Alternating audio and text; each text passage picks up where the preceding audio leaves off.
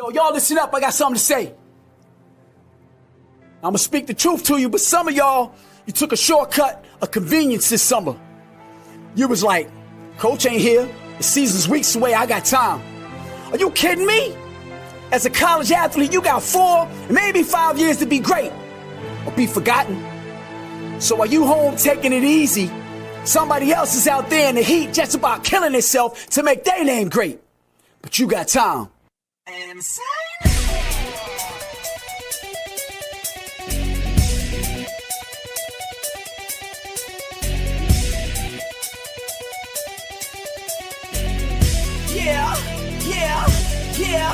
Yeah. My heart is purple and gold. I'm a pirate down to my soul, and I don't back down, not at all. Find out when the cannons explode. From the sidelines down to the post. Put it down like not even close. All out to the last whistle blow. From the flag with the soul and crossbones. Everybody stand up, get your hands up. Let a team know that we got they back. This is our house, this is our town, our time. What is up, y'all? And thank you for joining us here for another episode of the Athletes Table Podcast. I'm your host, Dylan Kraft. Alongside me is the Lebanese Stallion and Mr. Aaron Cooper. What's going on, y'all? What's good? How about you? How y'all feeling?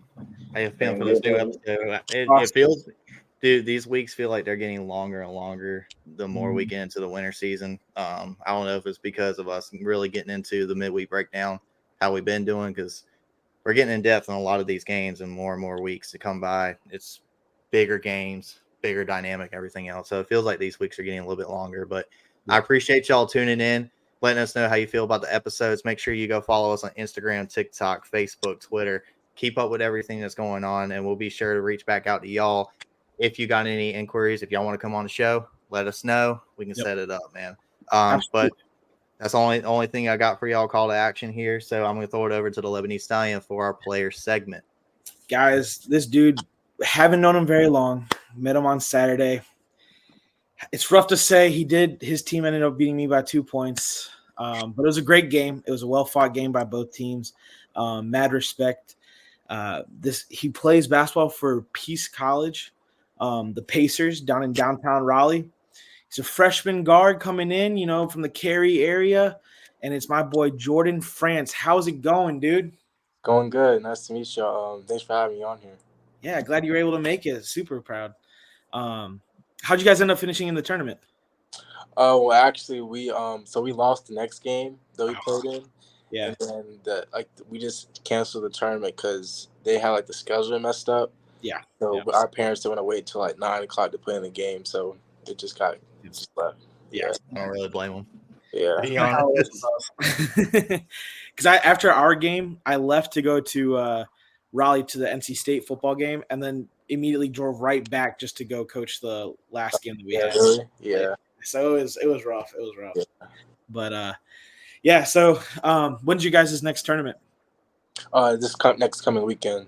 Okay. Tournament. Okay. Yeah. We don't have one until the 21st. Okay. I'm Greetings, so we'll be doing. But I guess Dylan, if you want to start us off, go ahead. Yeah, man. So we do things pretty similar to start out with. We always ask you kind of what is your backstory, man? Where'd you come from? What was your family like? How'd you get into sports? That type of deal. Yeah. So I'm from Cary, North Carolina. Really, my family's just a bunch that we like to stay together. We're really sports family for sure. My dad played football and basketball. He actually played football at ECU. So, really? Yeah. Go Pirates. Yeah, that's so we all met. Well, Aaron and I used to go to high school together, and then Dylan and we became really good friends at ECU. So all three of us were ECU grads. Oh, that's cool. Yeah. Small world. And then so my mom went to UNC, and then my dad transferred to UNC, and that's where they met. So I'm a really big UNC fan. Go Heels. Go Heels. Really, how I got into sports, I've been playing basketball since I was 3 years old. Really, my whole family. I have a sister and a brother. My sister plays at Cary University. Okay. She plays basketball, and then my brother's in high school. He's a freshman. He goes to what was it called? Northwestern High School. Okay. And so we just a basketball family, and we watch any game really. It doesn't matter what team. We just tune in to whenever we watch basketball. Exactly. Yeah. It's kind of how I am. Yeah. So I was raised the same way. So I get that 100%. Yeah. Nick's the hooper over here. Everybody else for kind of just here for the ride. Well, you got a baseball dude that way. You got a baseball dude and / track athlete from college, and then a guy who just knows anything and everything about football. I love football. You name it, he probably has a take on it or already knows like what the heck happened with it. Yeah. So we're there. But yeah, I don't know what else you got next, Dylan.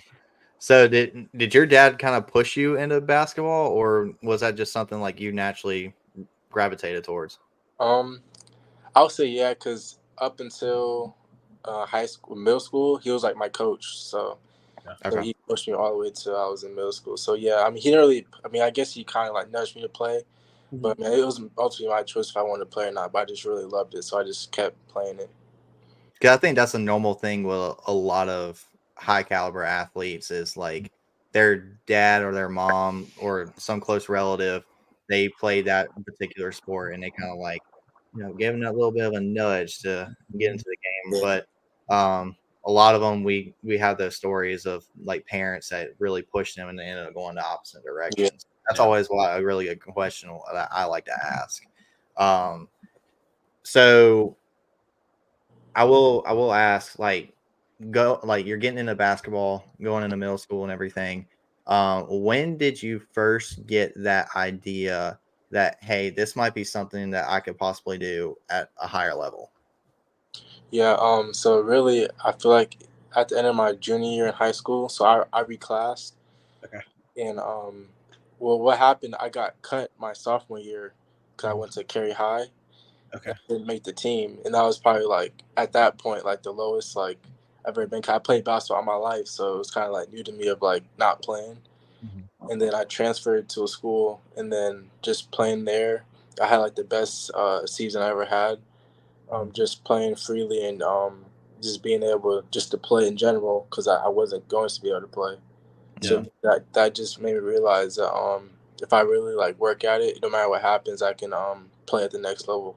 And I know that like what my skill set is. So that's really you transferred from Cary High to Wake Christian or Cary Christian?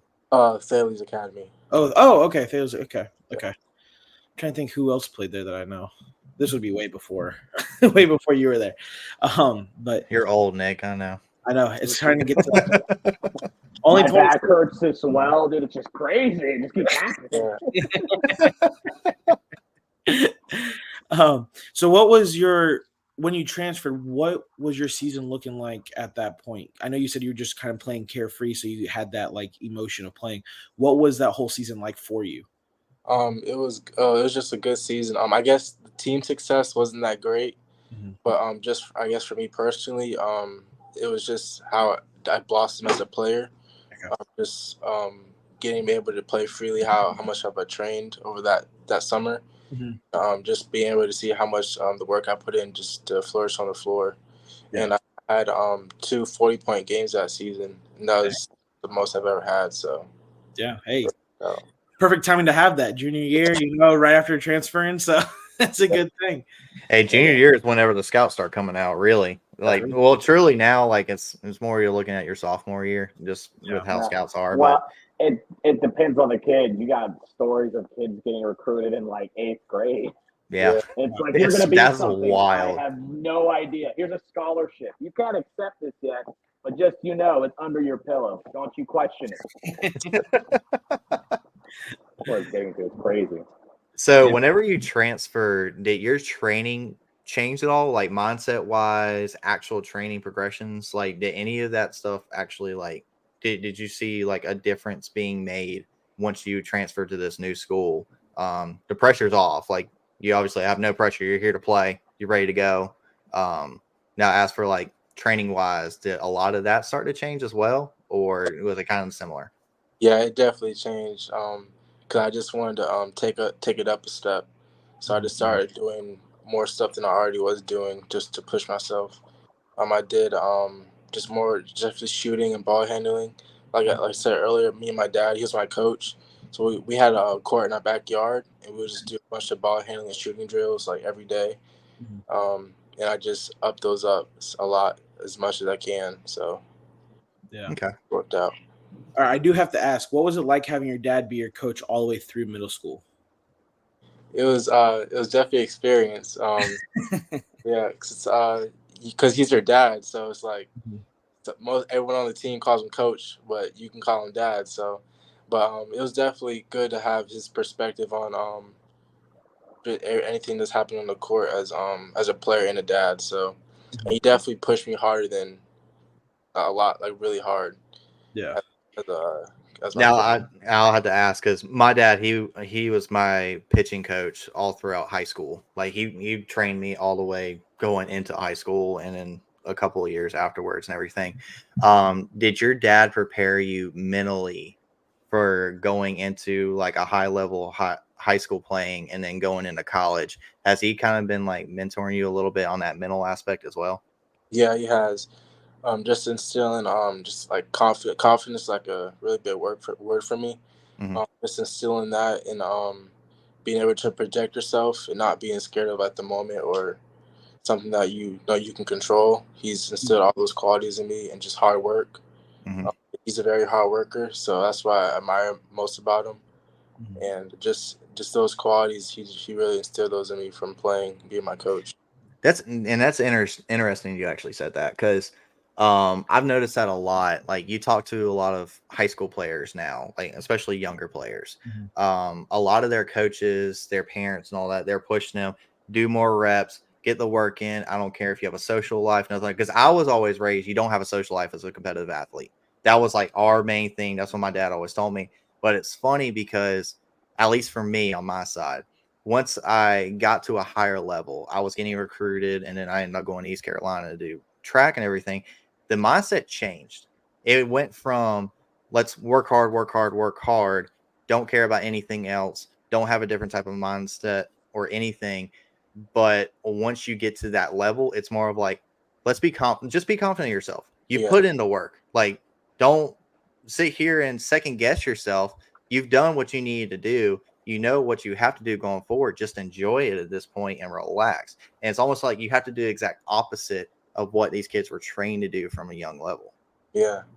And it's like you see it in like the pros. Like, I mean, they train as much as anyone. And if you don't have confidence in what you're doing, I mean, you can train as much as you want, but if you don't think you can do it, then I mean, it's not gonna work out no matter who you are. Yeah. So having that confidence is very important. So how did your dad coaching you and going through your transfer from high school to high school and now playing Division III basketball at Peace, how has that influenced you in your coaching life as well? It's definitely influenced me of all the kids I teach or coach. I've told them to like I said, confidence and just making sure that if something goes wrong, don't just quit or just have like a negative attitude on something that seems like it's the end of the road for like right now. If you just push through it, you'll always get better, no matter how long it lasts. And just being strong in what you want to do, and knowing what you want to do. Yeah. So how long have you been coaching for? Is this your first year or have you been doing it kind of for a couple years? It's like a year and a half. I Okay. started because my dad had the AAU team, and then I coached the second grade team last year. Okay. Then I started coaching the sixth grade team that came up that got ordered this year. Okay. But yeah, it's been about a year and a half. Okay. How are you like coaching so far? It's fun. It's really fun. I just like, especially teaching like guards, like the position I play, like little tidbits and stuff that I do to help in their game. And it's just fun sharing to younger kids of what I went through and just playing the game that I love to share what I liked for them to. Have you seen your personal coaching style? Have you seen that affect your playing style? Definitely. I actually had a conversation with my dad about this. Like being a coach, like it opens up like a whole different perspective, like when you play, because it makes you see how coaches see when they play. It's like when you say like you're not playing hard. Like as a player, like yes I am, coach, but as a Yeah. coach, like, you know what a player how much they can work hard. So it definitely puts in perspective. Yeah, no, I definitely understand because I've refed, I've coached, and I've played. So it's like you get all that perspective in there, and you're like, man, it's it's close. So when you were getting recruited, what was your recruiting process from high school to college? So I really didn't get recruited that much, really until my senior year when I went to homeschool my last year at Oh, South Sabres. Yeah, okay. and I got the offer from William Peace. Mhm. I got offer from this school in New York, but it was just too far. I didn't want to go that far, so I just want to stay local.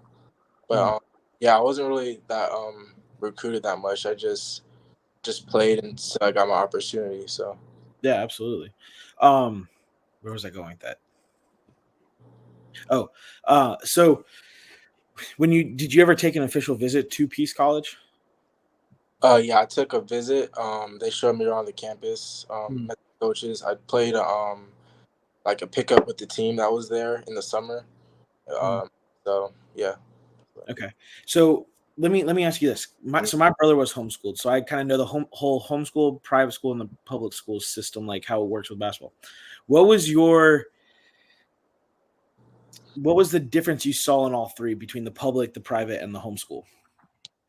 So basketball wise, in public, it's definitely I guess you could say it's more like the public atmosphere. Mhm. There's more people, obviously, for and just how much people are want to compete on the team, Mhm. like tryouts and stuff like that. Yeah. Private, it's more I wouldn't say selective, but it's more like like knit group together. Yeah. So it's really like if you know more people, then Mhm. it's more beneficial for you. Yeah. Then homeschool is kind of just it's like a family really. Mhm. Because when I first went there, I didn't know anyone there, but it was probably one of the best teams I've ever been on Mhm. in high school, and it brings like a family atmosphere to it. So What was the homeschool team you were on? Southwick Sabres. My brother played for New Life Camp. You live? Oh wow, Yeah, yeah. yeah. Okay. Was Huh? wait, was it like a while ago? Yeah, it was back in like the 2015, I think, Oh, 14, 15, somewhere around there. Yeah. He was there for about 3 years in middle school, and then he went to Sanderson High School in Raleigh for his last 2 years of schooling. But yeah, so he was there for a long time. I still go do stuff over there, and I do some stuff with South Wake for a little while. So yeah. interesting, small world for sure. Then ECU, UNC, South Wake, the whole Thales thing, everything. So okay, so what was the recruiting process like as a homeschooler? Did you have to reach out yourself? Did you have ADs who reached out for you? Because it's not like you have an AD, but it's not like you do in public and private school. So what was that whole process like for you? Yeah. So the AD at our school or homeschool, he did a lot of sending my video out and texting coaches and stuff like that. Mhm. One of the things I did my senior year, I got invited to the top 40 camp, Okay. and so then I went to there, and there's college coaches that were there. Mhm. Yeah, so my coaches, the AD, they did a lot of reaching out for me. Okay. To, Now, did you have to do any reaching out on your own? yeah, I had a Twitter. I was just putting out my tapes on there, emailing coaches, texting coaches as much as I can. Yeah. Just even if it was like UNC, like I did UNC, just Absolutely. Why not? You never know what can happen. yeah. So, Dude, Twitter is so big for recruitment now. It's crazy. yeah. Like I see so many coaches putting posts up like, hey, if you got tape, send it in to my profile and all that. I'm just like, dude, like this wasn't how this was when I was getting recruited. Yeah, 10 years ago, it wasn't like that at all. No, it won't. It's You wild. had to be known, like they had to come to you, really. Yeah. Mhm. Unless you were getting that all-star look like the NC top 40 like you were at and like all that through your school, it was like, okay, you're not really getting the match look wise. Because a lot of ADs, I don't know about their personal experience, but a lot of ADs didn't really help out a lot of at that. all. Yeah. So My AD didn't even like me. So yeah, that's how my high school coach was. He couldn't stand me, so he was like, yeah, we're not sending tapes out. If you weren't one of his top 2-3 guys, personality-wise and all that, he wasn't sending stuff out. So I had more recruitments than my high school coach had job offers, so screw him. I got no words for that. That's Insanity. a little interesting. That's my take. I don't care. Some people might say other things, but No, I'm not worried about that. So what is one big difference you see in your college practices compared to your high school practices? It's way, way, way different. Like if you think like whatever high school anyone's at, if you think it's hard, it's like times 3, times 4 in college. Yeah. Mostly because just the competition level, just in general, like everyone on the team, like D3, D2, any level, was like the best player on their team. Yeah. So having all of them come to one team, it just makes the competition so much more. And then just the competitive nature of the practices. Like our coach, Coach Shields, he loves competition.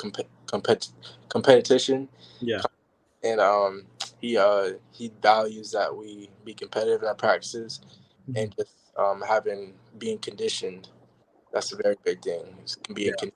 That's one thing. I don't like that conditioning word. Yeah, I don't think any of us on here do. We don't use that word here. Especially in football, they're like, "Hey, you like hills?" I'm like, "Coach, I'm fat." "Yeah, you like hills?" I'm like, "Coach, I said a word there. It started with an F and it ends with a T. Fat.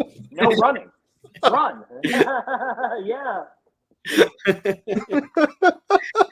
Oh, yeah, see, that's what I do at my practices. I threaten them. I'm like, all right, you guys want to run suicides? And then they all stop. Whatever they're doing, they stop. And they're like, all right, I'll listen now for the next 5 minutes. And then have to threaten it again. And then they are, all right. Yeah. Oh, you're nice. You threaten it. So the way, like, I don't know about your team does, but we're part of the team that I'm part of is part of Michael Lancaster. I don't know if you know who that is. He's a personal trainer. So what they do is through the week, they train with a trainer with their skill level, right? So they do their running, they do all their running conditioning, then they do skill camps, they do all that kind of stuff throughout the week. And then on Sundays, I get my practice with them. And then Saturdays are obviously game day weekends, 1-day tournaments and stuff. So like we only practice 1 day a week. So I only have like an hour and a half to work with them to teach them stuff. And then the other stuff they're all doing with them. So I don't know if that's how y'all do it with you guys. That's how Carolina United kind of does it. Yeah, we have was especially like in the fall. Mm-hmm. When in season, I only have practice on the weekends. Yeah, like we just trade off for a tournament.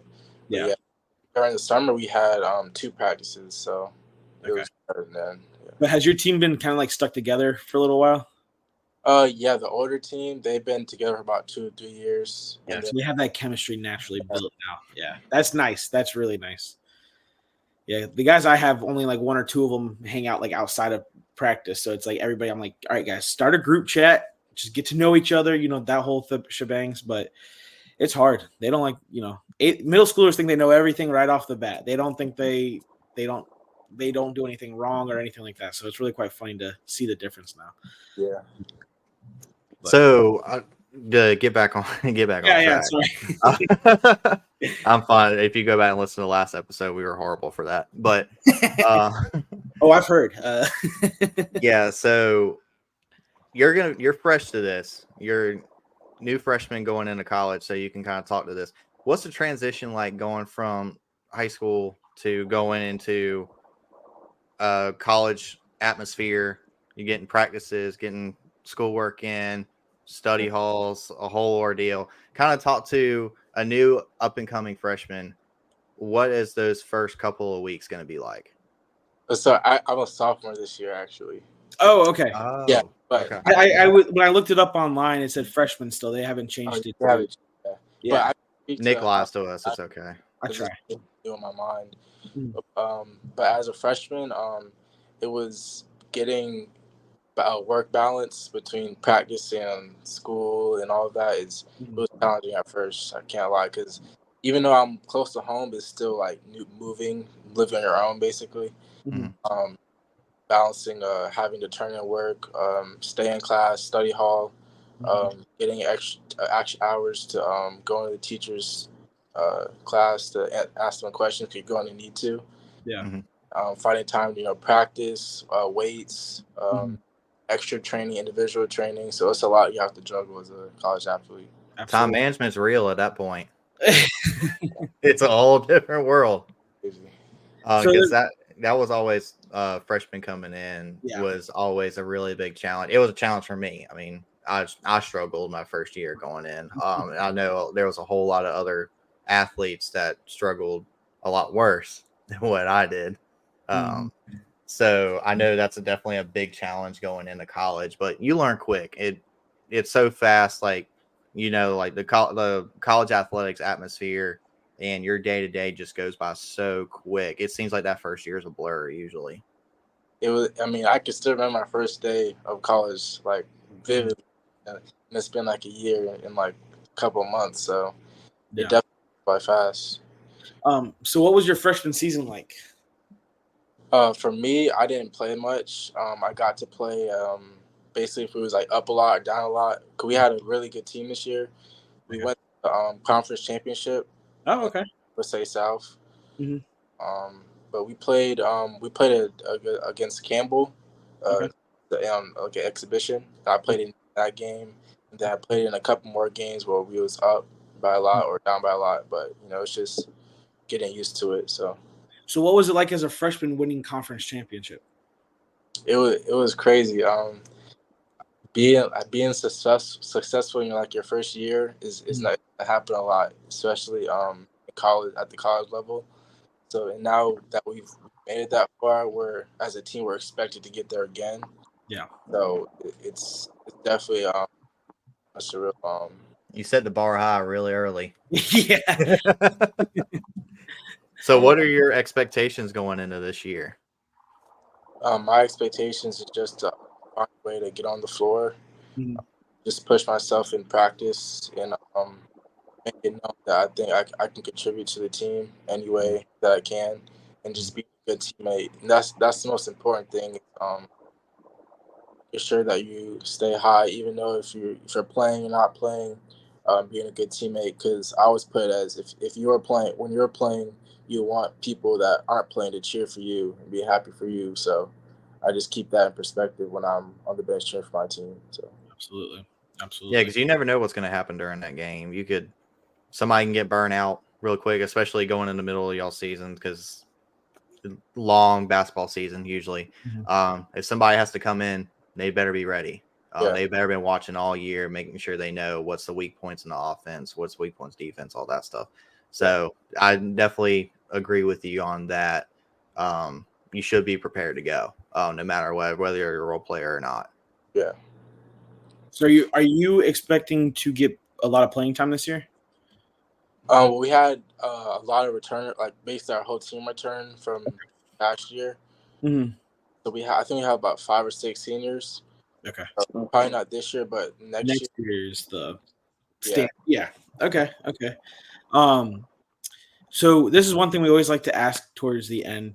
What is some advice you'd give to the next generation coming up? One advice I think I live by one word. I try to like I would tell my kids is to persevere through anything you're going through. Is perseverance I think is one of the most important qualities that anyone can have, no matter what you're going through. Either struggle in your sport or school, making sure that you keep your head high and get through it no matter how challenging it is, and to make sure that you keep the people that push you, that are with you in the bad times, to keep them in your corner and not to turn your back on anybody, and just keep your spirits high. And it is hard to do that, but I think if you keep your head up and do that, then I think you can get through anything that happens to you. So absolutely, I think you're actually the first person who's talked about that as a point. I was about to say something about that. That's actually very, very important, and that a lot of people don't like to talk about is that tight circle of keeping those people that they're not going to suck up to you and say, yeah, you did great. No, I want somebody to tell me if I did something wrong. Yeah. If there's something I need to work on, or if you saw something that I did good, but what can I improve on? Like having those people along your side throughout your career is so important that you don't even realize until after you get done with your career. Then you realize, like, these people helped me get to where I need to be. And that's another thing about having like a dad as a coach, because he's gonna tell you straight up. Like, Yeah. I remember one time, like I think I was like 11. It was like a rec game or something. I think I played like the worst game ever, and we like lost. And I like cried, and he like yelled at me, and Yeah. like, I was just, I don't know, I just felt bad. Like I felt like I disappointed him, but it helped build like toughness in you, and just making sure that you don't get too much of a high head when he says you had a good game or a bad game. It just keeps you level headed. So Yeah, absolutely. Yeah, I can understand that. I had one game in high school that I almost threw a no-hitter, and my dad, he was calling pitches that game whenever we got done. He didn't say anything during the game, but at the end of the game, the only reason the guy got a hit is because he blew one out in the right field, and our second baseman missed it. We got in the car. I looked at it, I was like, man, I'm pissed. I almost had a no-hitter. He's like, yeah, you should be pissed. Why'd you let him hit the ball? Like, I don't know what else I can do for you, man. But having dads like that push you, especially that have been there, done that, having people like that, and having dads and moms and family members that are there for you, wanting to see the very best in you, no matter what, they're going to be the ones that push you harder than anybody else. They ain't going to give you a pat on the back, and you need that in your life. Yeah, trust. Absolutely. Absolutely. Well, Dylan, Aaron, do you guys have anything else you guys want to ask? No, I appreciate you coming on, bro. Yeah. It was fun. Especially on such short notice, too. It was fun. This is the first time being like on a podcast, so I watch podcasts all the time. Like this podcast, so it's fun being on one. Sure. Oh, absolutely. Well, maybe I was gonna talk to these guys, but maybe do you watch college football at all? Yeah. Yeah. Okay, so we do like it's called the midweek breakdown. We do it like Thursday, Friday. We'll film, and you know how College Game Day will have like guest pickers come on and we'll talk about stuff. So that's what we kind of do. Well, if this week, if you're available Thursday or Friday night, would you like to be on? Yeah, I'd do that. Okay, sweet. Yeah, we can send you the information and have all that. Just know we'll send you a game or two that you're gonna have to analyze, and you're gonna have to sit down and give us a good analysis of it. Yeah. So better come ready, bro. Have your notes ready. But thank you again for coming on, and we'll see you again in a couple days, with everything. So with that, this is the Athletes Table. Word.